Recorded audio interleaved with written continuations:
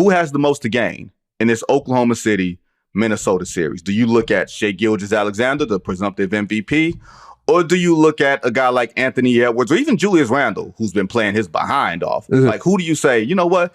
You've got the most to gain over the next 2 weeks to month here in this playoffs. It's got to be Anthony Edwards, because to me, if Anthony Edwards, if Minnesota is going to win this series, which I do not think they're going to win this series, I mean, as dominant as they have looked, like there is a large gap between the Luka Lakers and a Steph-less Warriors and the Oklahoma City Thunder. You're about to get a different level of defense, a different level of intensity, a different level of offensive execution, and we're going to see exactly how deep that team is. Like, it's easy to pull out a Nikhil Walker-Alexander when you're playing against the Warriors team. Like, we're going to see how many of those players can actually play productive minutes against the Thunder team, and maybe the Timberwolves are going to be the team that's running out of players that can be dominant, especially when you look at what they, we still have the Rudy Gobert question when you go against these teams in different lineups.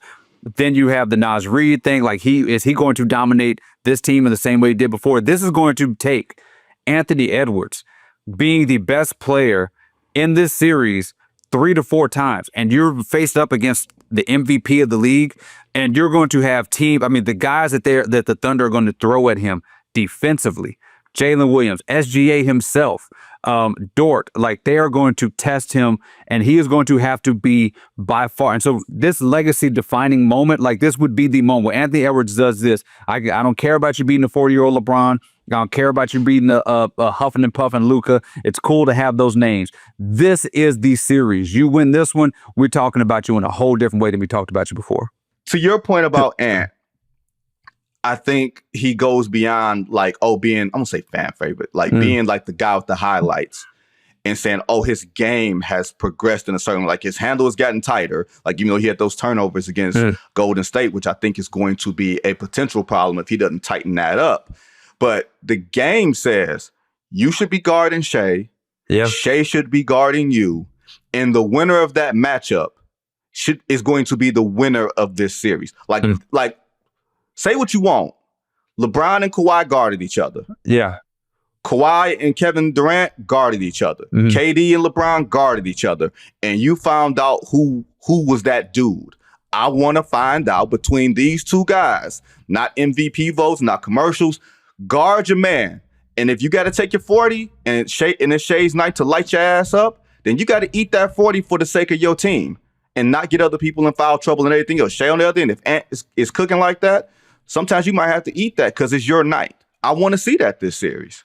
I would like to see it too. I don't think it's happening. I would like to, they're both great defenders. Game 7, the Nuggets were 2 for 14 when Shai was guarding, when Shai was a primary defender. This dude is a great defender. The problem is you do not, a couple of things. One, we saw Anthony Edwards get gassed chasing Kyrie Irving around while carrying that offense in Minnesota last year in the conference finals. That was a huge reason they were not able to, really keep up with that Dallas team.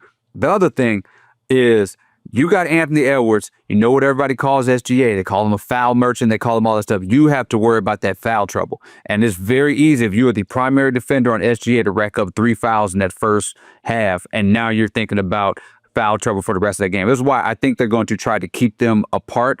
I'm assuming maybe we'll get a McDaniels on SGA. Yeah. And then we'll probably get maybe Jalen Williams, maybe, just the massive, endless number of wing defenders. They got everybody. Anybody. They're going to be on Anthony Edwards. I would doubt that they spend a lot of time guarding each other.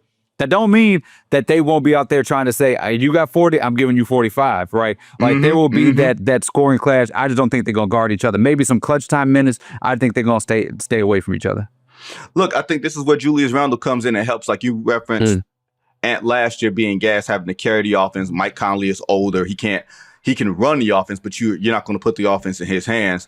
You damn sure weren't putting the offense in Karl Anthony Towns' hands. Right. You can more run the offense through a guy like Julius Randle, who has played with force and be under control in a way that I could not have ever expected. And now you say, Julius Randle, after putting your shoulder into the chest of Draymond Green and LeBron James, we present to you Chet Holmgren's skinny ass.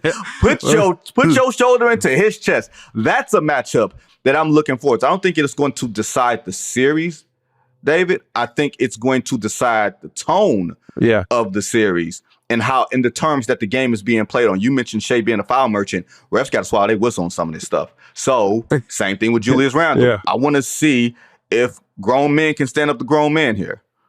You know, I don't think we spend enough time talking about the fact that Julius Randle put Draymond Green through hell. He had that man fighting for his life, which you would not have expected. If you told me 5 months ago, Julius Randle and Draymond are in the playoffs, they squared off. Julius Randle gave Draymond the business. Like that is a complete shocker. And that is really, if you want to look at what the change has been for this Minnesota Timberwolves team, it's been Julius Randle coming back from that injury and playing within this team. He talked about, how he was just watching tape, watching how the team functions, things like that. He's passing the ball. He's working within the offense. He is doing what makes him great, which is, like you said, getting up in somebody's chest. Now, I don't think Holmgren's going to be on him. That is a Hartenstein matchup.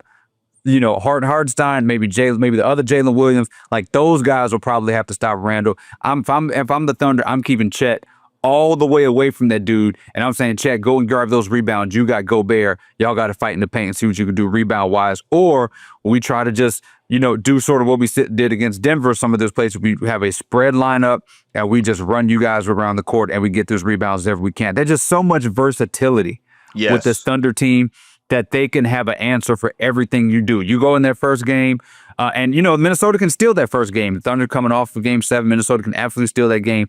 But you go in there and they start grinding you guys out, pounding your way in the paint with Julius Randle. Thunder will come back with some switches, some different schemes, some different looks for you, and I just think they have more things that they can adapt to than Minnesota can.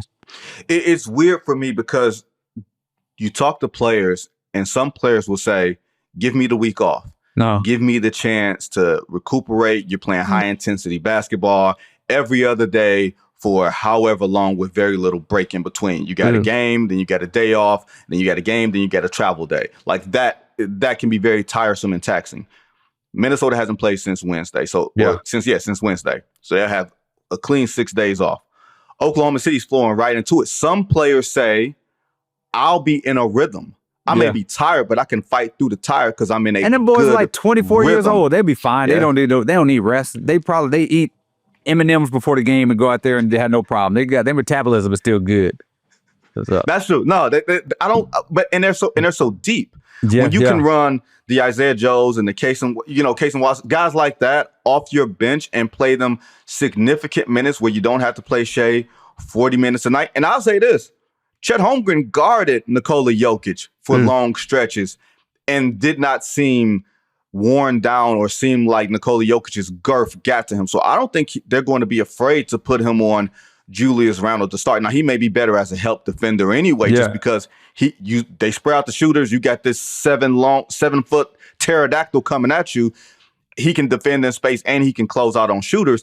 That's something I think Oklahoma City, I feel like, has the optionality. Like you mentioned, they can throw whatever type of bodies in any situation. The question I have for you is, are they grown up enough? Was this a hurdle that the franchise itself needed to clear this iteration with Shai and Chet and J-Dub and all these other guys? Do you think they've grown up to the point that, okay, now they're ready to go to the NBA Finals? Well, yeah, especially because nobody else in the playoffs has grown up either. You know what I'm saying? They beat the championship teams are gone, right? Yeah. They beat the team, like that Denver team really won games in the margins, like with championship level, like, it's kind of a word that doesn't mean a ton, but championship level grit right there. Like they went out there, like look at Game 6. That game was, to me, lost in the last 2 minutes in the second and third quarter. They were outscored by 15 points at the last 2 minutes of in the second quarter. That was combined 4 minutes. Like that sort of stuff that young teams do, that they, when they falter in those, and that championship teams sort of take advantage of. The thing is, with the 4 teams that are left, there's nobody who has that championship level experience or ability to say, hey, all we need to do is stay close, stay close, stay close. We can out-execute you guys in the fourth quarter. Like, nobody has that right now. You could say Knicks and Jalen Brunson, which they have their own issues with terms of with their fourth quarter stuff, because Pacers are right there with them in terms of clutch numbers and all that stuff. So I think it's an interesting situation because the Thunder, do not like the way we talk about teams traditionally in the playoffs. Do you have the playoff level experience? Nobody does. So really all you got to do out there is be the best team. And the Thunder right now can be the best team.